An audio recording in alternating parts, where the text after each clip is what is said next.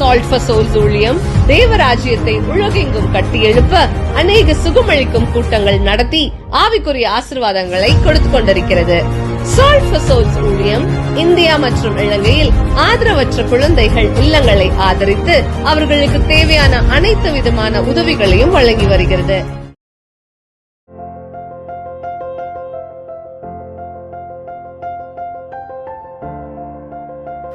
Good morning to one and all.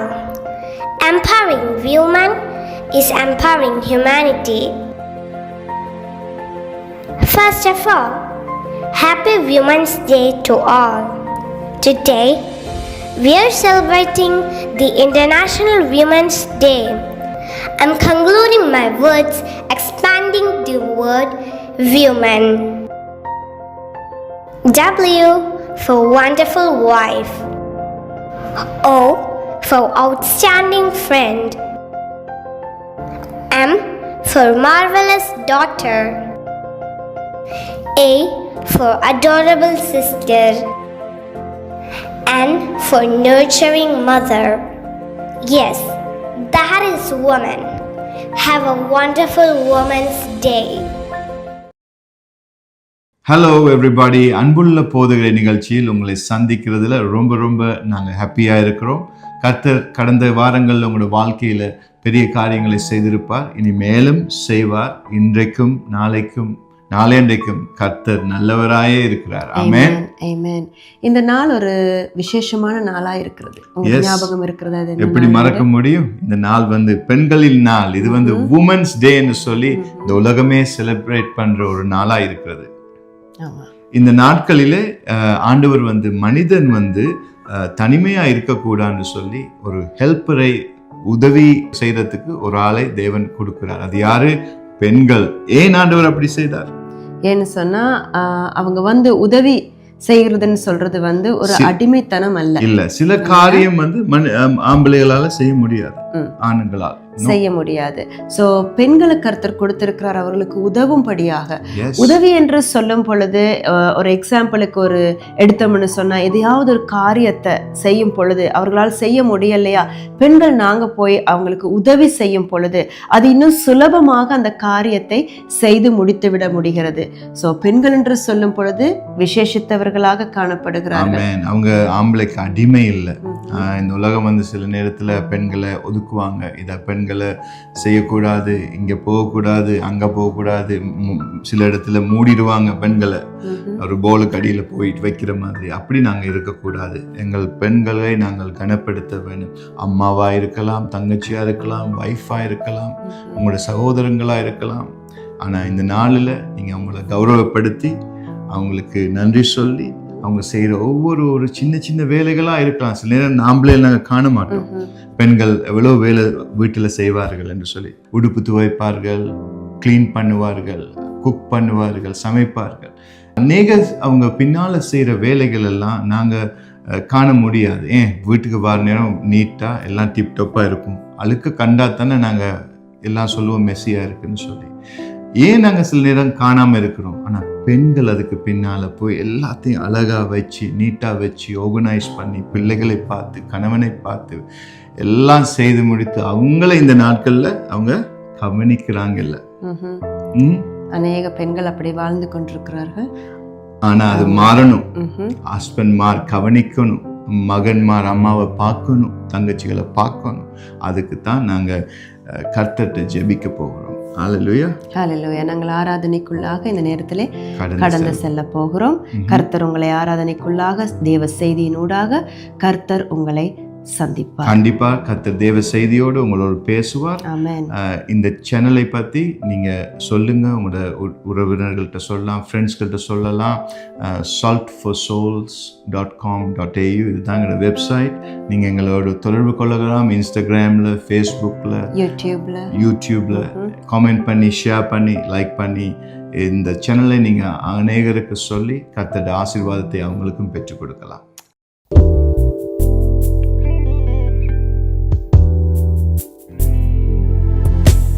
வெட்கப்பட்டு போவதில்லை,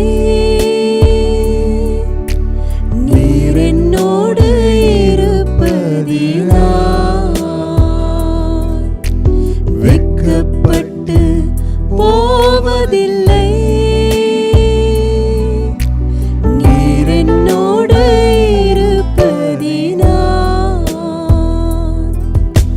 இரட்டிப்பான நன்மைகளை தருபவரே, வாலாக்காமல் என்னை தலையாக்குவீரே. இரட்டிப்பான நன்மைகளை தருபவரே, வாலாக்காமல் என்னை தலையாக்குவீரே. திக்கப்படே தோல்வியடையே, என் இயேசு என்னோடு இருப்பதினால். திக்கப்படே தோல்வியடையே, என் இயேசு என்னோடு இருப்பதினால். அவர் எங்களோடு வராவிட்டால் ஒருபோதும் எங்களோட வாழ்க்கையில ஜெயத்தை காண மாட்டோம். அவர் வந்து விட்டால் எல்லா சவாலையும் நாங்கள் சந்திக்கலாம். பிரியமானவர்களே,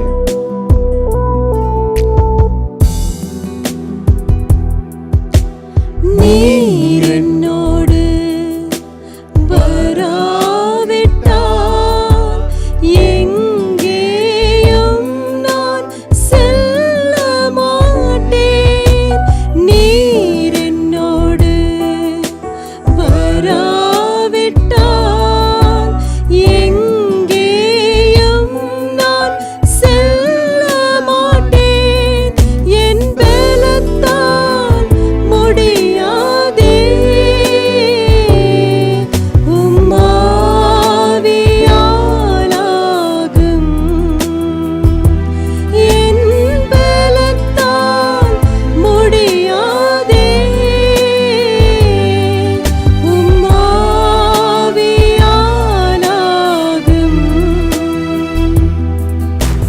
வெட்கப்படே தோல்வியடையே, என் இயேசு என்னோடு இருப்பதினால். வெட்கப்படே தோல்வியடையே, என் இயேசு என்னோடு இருப்பதினால். நாங்கள் அமைதியா இருந்தால் போதும், கர்த்தருடைய ஆவியானவர் எங்களுக்காக செயல்படுவார். நாங்கள் சண்டை பிடிக்க தேவையில்லை, கர்த்தருடைய ஆவியானவர் எங்களுக்கு குடை பிடிப்பார். அமைதியாய் நான் இருப்பேன், நீர் எனக்காய் யுத்தம் செய்வீர். அமைதியாய் நான் இருப்பேன், நீர் எனக்காய் யுத்தம் செய்வீர். ஒரு வழியாய் வந்தாலும் ஏழு வழியாய் துரத்திடுவீர். ஒரு வழியாய் வந்தாலும் ஏழு வழியாய் துரத்திடுவீர். வெட்கப்படே தோல்வியடையே, என் இயேசு என்னோடு இருப்பதினால். வெட்கப்படே தோல்வியடையே, என் இயேசு என்னோடு இருப்பதினால். வெட்கப்பட்டு போவதில்லை, நீர் என்னோடு இருப்பதினால். வெட்கப்பட்டு போவதில்லை, நீர் என்னோடு இருப்பதினால். இரட்டிப்பான நன்மைகளை தருபவரே, வாலாக்காமல் என்னை தலையாக்குவீரே.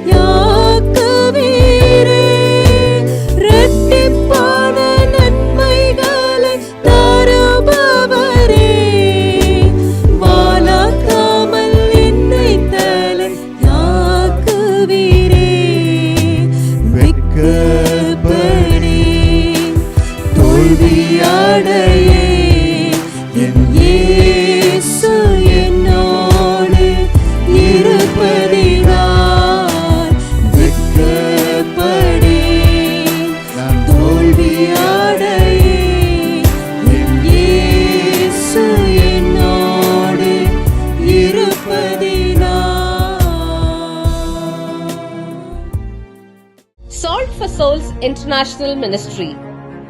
Salt for Souls International Ministry pastor Brian மற்றும் ரெபேக்கா சில்வெஸ்டர் அவர்களால் நிறுவப்பட்டது.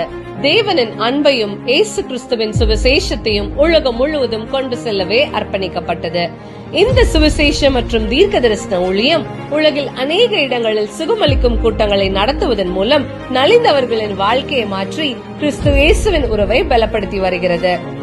பாஸ்டர் பிரையன் சில்வெஸ்டர் இயேசுவை அறியாத நாட்களில் அவரை பிசாசு தன்வசப்படுத்தி போதைப் பொருள், மதுபானம், தற்கொலை எண்ணங்கள் போன்ற தவறான பாதையில் பாஸ்டர் பிரையன் சில்வெஸ்டரை கொண்டு சென்றது.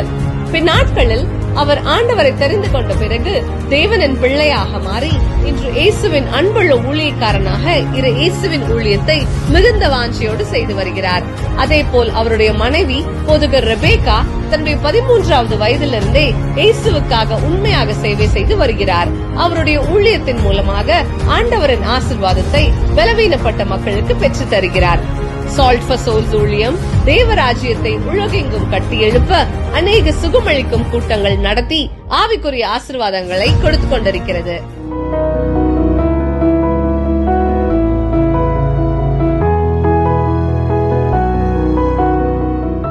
இயேசுவின் நாமத்தினாலே உங்கள் அனைவரையும் மறுபடியுமாக நாங்கள் வாழ்த்துகிறோம். இந்த நாளில் விமென்ஸ் டேயாக இருக்கிறது. ஸோ பெண்களின் தினம். இந்த நாள் கர்த்தருடைய பார்வையிலே நாங்கள் பெண்களாக இருக்கிறோம். கர்த்தர் உடைய பார்வையிலே நாங்கள் விசேஷித்தவர்களாக காணப்படுகிறோம். சில நேரங்களிலே நீங்கள் நினைக்கலாம், நான் ஒரு பலவீன பாத்திரமாக இருக்கிறேனே, அல்லது யாருடைய கண்களுக்கும் படாத ஒரு பாத்திரமாக இருக்கிறேனே. அப்படி இல்லை என்றால் இன்றைக்கி பெண்கள் ஒதுக்கப்பட்ட நிலைமையில கூட நீங்கள் காணப்படலாம். ஆனால் தேவனுடைய பார்வையிலே நீங்கள் விசேஷித்த ஒரு நபராக காணப்படுகிறீங்க. அநேக நேரங்களில் கர்த்தருடைய வசனத்தில் நாங்கள் பார்ப்போமானால் பெண்களை குறித்து தேவன் பேசுகிறார். புத்தியுள்ள ஸ்திரீ வீட்டை கட்டுவாள், புத்தி இல்லாத ஸ்திரீயோ அந்த வீட்டை உடைத்து போடுவாள். ஸோ நாங்கள் ஆண்டவருடைய பாதத்தில் எப்படிப்பட்ட ஒரு ஸ்திரீயாக காணப்படுகிறோம்? எங்கள் குடும்ப வாழ்க்கையிலோ அல்லது நாங்கள் போகும் இடங்களிலோ ஒரு புத்தியுள்ள ஸ்திரீயாக நாங்கள் காணப்படுகிறோமா? அல்லது எங்களுடைய அவசரத்தின் நிமித்தம்? ஏனென்றால் கர்த்தருடைய வசனத்திலே நீதிமொழிகள் 14ஆம் அதிகாரம் 1-2 நீங்கள் பார்த்தீர்களானால் புத்தியுள்ள ஸ்திரீயை குறித்து தேவன் பேசுகிறார். அந்த இடத்திலே நிதானமாய் நடந்து கொள்ளும்படியாக கர்த்தருடைய வார்த்தையிலே எங்களுக்கு எச்சரிக்கை பண்ணுகிறார். நாங்கள் ரொம்ப பேர் இன்னைக்கு நிதானம் இல்லாமல் காரியங்களிலே அவசரத்துடன் செயல்படுவதன் நிமித்தம் எங்களால் எதையுமே காண முடியாமல் இருக்கிறது, ஒரு ஆசீர்வாதத்தை காண முடியாமல் இருக்கிறது. இன்றைக்கு இந்த நிகழ்ச்சியை நீங்க பார்த்து கொண்டிருக்கலாம். உங்களுடைய வாழ்க்கையிலே தனிமை காணப்படலாம். ஒரு பெண்ணாக தனிமைப்பட்ட நிலையிலே காணப்பட்டு கொண்டிருக்கலாம். அப்படி இல்லாவிட்டால் ஒரு அடிமைத்தனமாக நீங்கள் வாழ்ந்து கொண்டிருக்கலாம். அப்படி இல்லவென்றால் நீங்கள் நினைக்கலாம், நான் ஒதுக்கப்பட்டிருக்கிறேனே சமுதாயத்தில் என்று சொல்லி நீங்கள் வாழ்ந்து கொண்டிருக்கலாம். ஆனாலும் தேவன் உங்களை பார்த்து சொல்லுகிறார், நீ எழுந்து பிரகாசி, என் ஒளி உன் மீது வந்தது. இந்த நிகழ்ச்சியை பார்த்து கொண்டிருக்கிற உங்கள் வாழ்க்கைக்கு இந்த நாளில் தேவனுடைய ஒளி உங்கள் மீது வருகிறது. நீங்கள் இவ்வளவு காலமும் பலவீனமாக காணப்பட்டீங்களா? இல்லாட்டி என்னுடைய வாழ்க்கையில் நான் எதையும் சாதிக்க முடியாமல் இருக்கிறதே, எதையும் நான் செய்யும் காரியங்களில் தோல்வியை கண்டு கொண்டே வருகிறேனே என்று சொல்லி நீங்கள் உங்களையே மட்டமாக நினைத்து கொண்டு, உங்களையே நீங்கள் ஒரு எதுக்குமே தேவையற்றவள் என்று நினைத்து கொண்டு வாழ்கிறீர்களா? ஆனால் தேவன் உங்களை பார்த்து சொல்லுகிறார், நீ என்னுடைய பார்வையிலே விசேஷித்தவளாக காணப்படுகிறாய், நீ என்னுடைய பார்வையிலே ரொம்ப அழகானவளாய் காணப்படுகிறாய். தேவன் உங்களை பார்த்து சொல்லுகிறார், என்னுடைய பார்வைக்கு நீ ஒரு ரூபவதியாய் காணப்படுகிறாய். ரூபவதி என்று சொல்லும் பொழுது புறம்பான அலங்காரங்கள் மாத்திரமல்ல, எங்களுடைய வாழ்க்கையில எங்களுடைய குணங்கள், எங்களுடைய வாழ்க்கையில நாங்கள் நடந்து கொள்ளும் விதங்கள் தேவனுடைய பார்வைக்கு பிரியமானதாய் நாங்கள் வாழ வேண்டும். அதே போல நாங்கள் பார்க்கும் பொழுது நிதானமாய் நடக்க வேண்டும். சில நேரங்களில் நாங்கள் போகிற காரியங்கள் நிமித்தம், நாங்கள் போகிற எங்கள் வாழ்க்கையிலே நடக்கிற சம்பவங்களின் நிமித்தம் எங்களுக்கு யாருமே இல்லையே, நான் தனிமைப்பட்டு விட்டேனே என்று சொல்லி எங்கள் காரியங்களை நாங்கள் நிதானமாய் கவனித்து பார்க்காமல் அவசரப்பட்டு முடிவுகளை, தீர்மானங்களை எடுக்கிறோம். அந்த தீர்மானங்களின் விபரீதங்களை அறியாமல் சில நேரங்களில் எங்களுடைய பிரச்சனைகளை நாங்கள் மற்றவர்களிடம் போயிட்டு சீக்கிரமாக எல்லாவற்றையும் சொல்லிவிடுகிறோம். ஆனால் அதன் கூடாக எங்களுக்கு எந்த ஒரு நியாயமோ எந்த ஒரு விடையுமோ எங்களுக்கு கிடைக்காது. ஆனால் தேவனுடைய பார்வையில நாங்கள் நின்று தேவனுடைய பாதத்துல எங்களுடைய எல்லா பிரச்சனைகளையும் எங்களுடைய எல்லா வேதனைகளையும் நாங்கள் கொட்டும் பொழுது கர்த்தர் அந்த எல்லா கண்ணீர்களையும் துடைத்து உங்களை பலவானாய் கர்த்தர் மாற்றுவார். ஆண்டவருடைய வசனத்திலே நாங்கள் பார்க்கும் பொழுது அதற்கு சரியான உதாரணமாக எஸ்தர் காணப்படுகிறார். எஸ்தர் ராஜாத்தி முதலாக அவள் ராஜாத்தியாக இருக்கவில்லை, அவள் ராஜ ஸ்திரீயாக இருக்கவில்லை. அவள் ஒரு சாதாரண ஒரு குடும்பத்திலே தாய் தகப்பன் இல்லாமல் அவள் வளர்க்கப்பட்ட ஒரு மகளாக காணப்பட்டார். அந்த இடத்துல ஒரு ராஜ அரண்மனையிலே எஸ்தர் வாழவில்லை, ராஜ அரண்மனையிலே அவள் வளர்க்கப்படவும் இல்லை.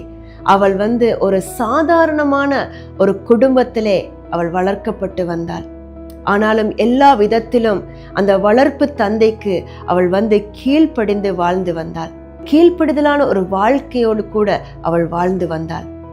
அதனை நாங்கள் பார்க்கிறோம். அதன் பிறகாக அவளுடைய திருமண வயது வரும் பொழுது அரண்மனைக்கு எல்லா பெண்களோடும் கூட அவளையும் அந்த இடத்திலே கூட்டிக் கொண்டு போகிறாங்க. ஆனா அந்த அரண்மனையிலே அவள் தேர்ந்தெடுக்கப்படுகிறாள். தேவ வசனத்திலே பார்த்தோமானால் ஆண்டவருடைய வசனத்திலே சொல்லுகிறது, எஸ்தர் போகும் இடமெல்லாம் தயவு கிடைத்தது.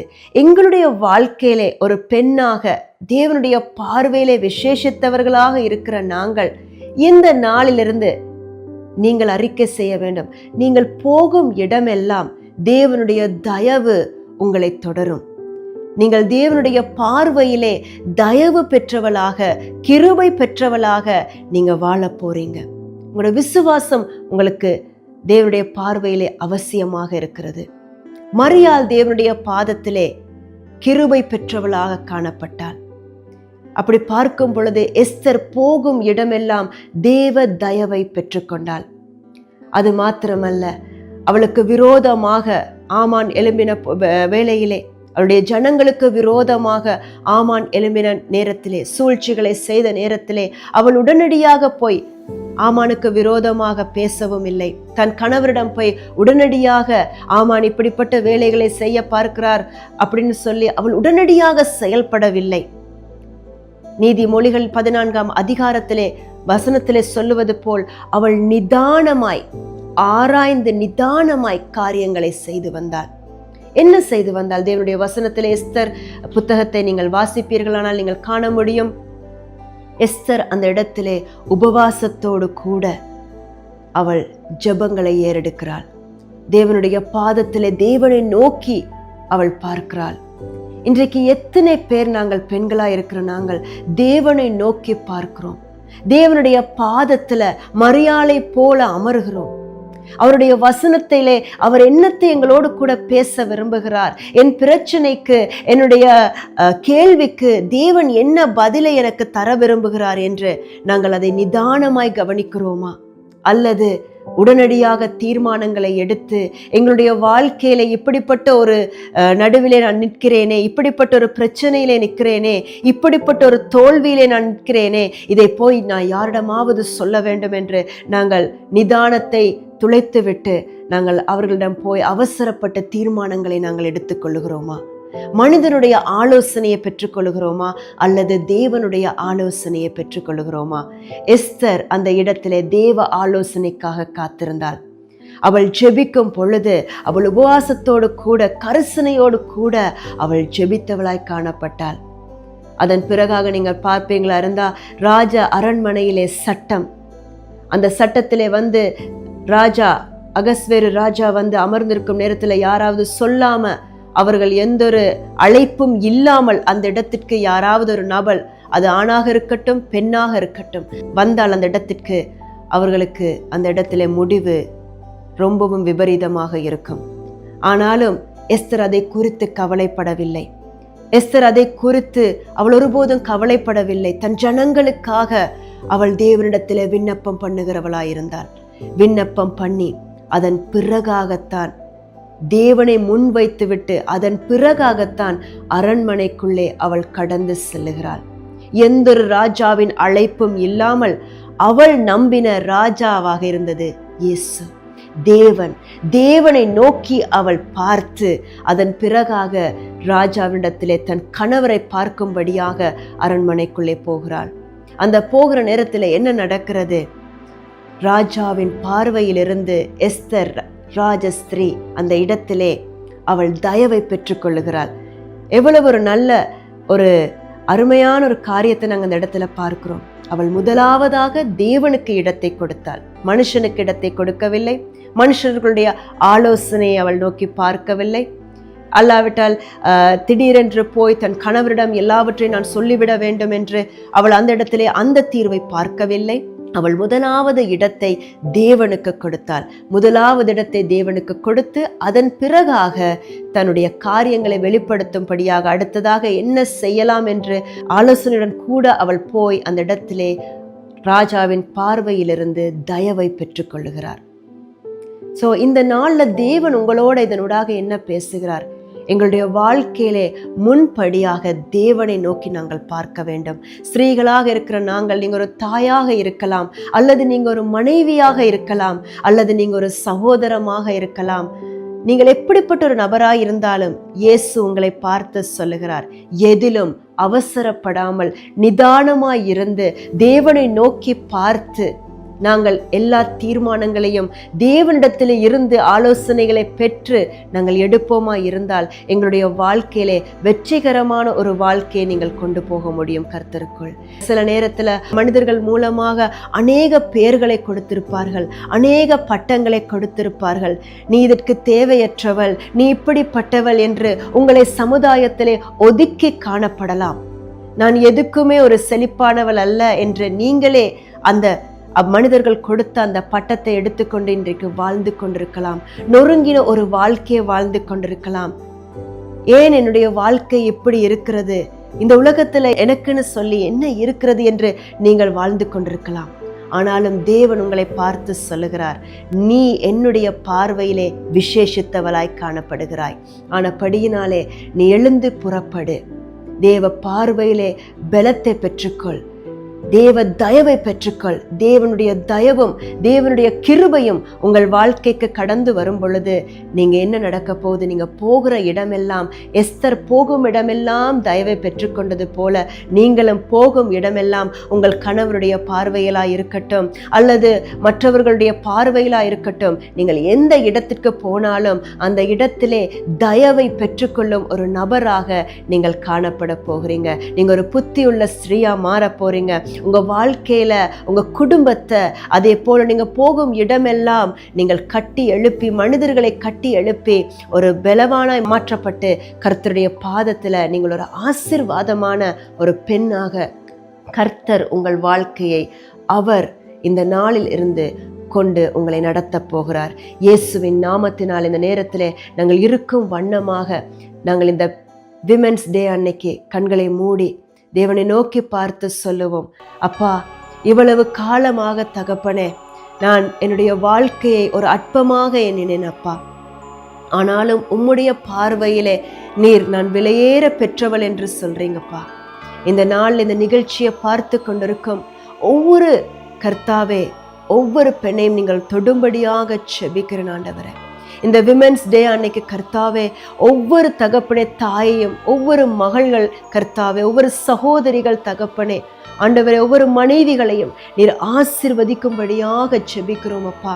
இவர்கள் ஆண்டவரே ஒரு புத்தியுள்ள ஸ்திரீயாக நிதானத்தோடு நடந்து தகப்பனே, எல்லாவற்றிலும் தகப்பனே கவனமாய் நடந்து தேவனிடத்தில் இருந்து ஆலோசனை பெற்று தகப்பனே உமக்கு முதலிடத்தை கொடுத்து அவர்கள் தகப்பனே தேவனுடைய ஆலோசனை கூடாக கர்த்தாவே குடும்பங்களை கட்டி எழுப்பும்படியாக தேவன் இவர்களுக்கு ஞானத்தை கொடுக்கும்படி செபிக்கிறேனப்பா.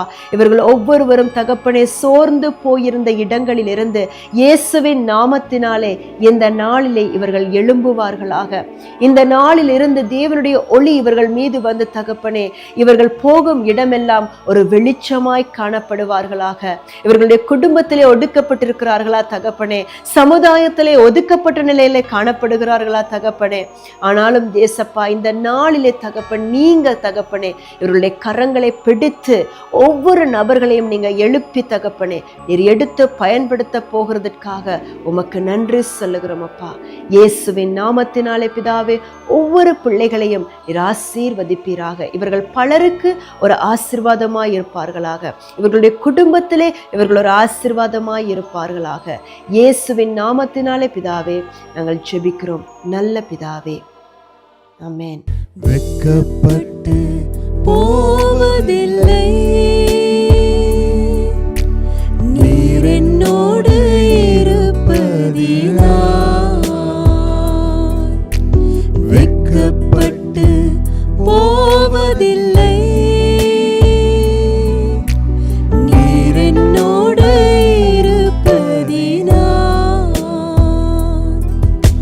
இரட்டிப்பான நன்மைகளை தருபவரே, வாலாக்காமல் என்னை தலையாக்குவீரே. இரட்டிப்பான நன்மைகளை தருபவரே, வாலாக்காமல் என்னை தலையாக்குவீரே. திக்கப்படே தோல்வியடையே, என் இயேசு என்னோடு இருப்பதினால். திக்கப்படே தோல்வியடையே, என் இயேசு என்னோடு இருப்பதினால். அவர் எங்களோடு வராவிட்டால் ஒருபோதும் எங்களோட வாழ்க்கையில ஜெயத்தை காண மாட்டோம். அவர் வந்து விட்டால் எல்லா சவாலையும் நாங்கள் சந்திக்கலாம். பிரியமானவர்களே,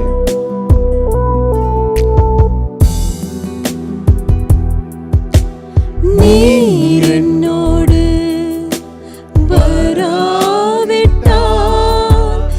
எங்கேயும் நான் செல்ல மாட்டேன். நீர் என்னோடு வராவிட்டால் எங்கேயும் நான் செல்ல மாட்டேன். என் பலத்தால் முடியாதே, உம் ஆவியாலாகும். என் பலத்தால் முடியாதே, உம் ஆவியாலாகும். இந்த நிகழ்ச்சி உங்களுக்கு மிகுந்த ஆசீர்வாதத்தை கொண்டு வந்திருக்கும் என்று நாங்கள் விசுவாசிக்கிறோம். மேலும் உங்கள் ஜெப தேவைகளுக்காக எங்களை info@salt4souls.com.au என்ற மின்னஞ்சல் மூலமாகவும் www.salt4souls.com.au என்ற இணையதளத்தின் மூலமாகவும் எங்களை தொடர்பு கொள்ளுங்கள். நாங்கள் உங்களுக்காக மிகுந்த பாரத்தோடு இடைவிடாமல் ஜெபிக்கவும் உங்கள் நம்பிக்கைக்கு துணையாக நிற்கவும் விரும்புகிறோம். நீங்கள் பூமியின் உப்பாக இருக்கிறீர்கள். மத்தேயு 5:13. இயேசு நாமத்தில் தேவன் உங்களை ஆசீர்வதிப்பாராக.